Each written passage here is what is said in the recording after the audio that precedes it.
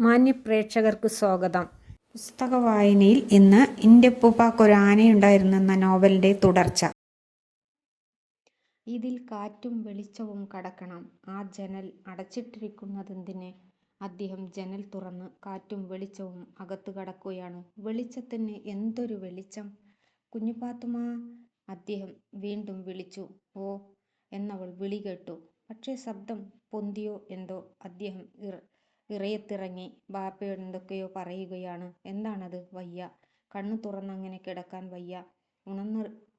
ഉണർന്നിരിക്കുന്നതിനേക്കാൾ നല്ലത് ഉറക്കമാണ്. ഉറക്കം കറുത്ത കടലാണ്. അവൾ അതിൽ അലിഞ്ഞു ചേരുകയാണ്. അത് വയ്യ. വെളിച്ചം എവിടെയെങ്കിലും ഒരു പിടുത്തം വേണം. ആലംബമില്ലാതെ ജീവിക്കാൻ സാധ്യമല്ല. അവളൊരു വൃക്ഷമാണ്. ഭൂമിയിൽ കുത്തനെ നിൽക്കുകയാണ്. മുടിയെല്ലാം വേരുകളാണ്. കൈകാലുകൾ എല്ലാം വൃക്ഷത്തിന്റെ ശിഖരങ്ങളാണ്. ധാരാളം ഇലകളും പൂക്കളും ഉണ്ടായിത്തുടങ്ങിയിരിക്കുന്നു.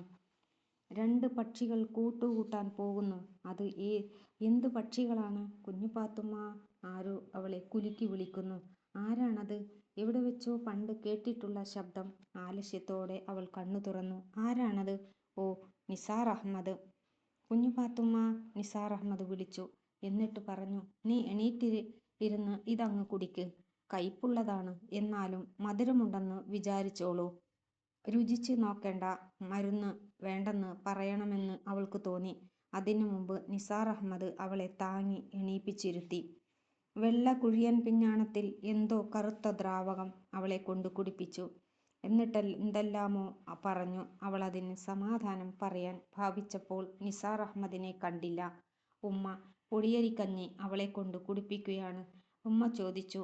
"നനക്ക് ഐഷാന്റെ ഉമ്മ മുടി കെട്ടണ പോലെ മുടി കെട്ടണോ?" കുഞ്ഞുപാത്തുമ്മ പറഞ്ഞു. "ഞാൻ മരിച്ചാൻ പോണ്." ഉമ്മ പറഞ്ഞു. "എന്റെ പുന്നാര മോളങ്ങനെ പറയല്ലേ.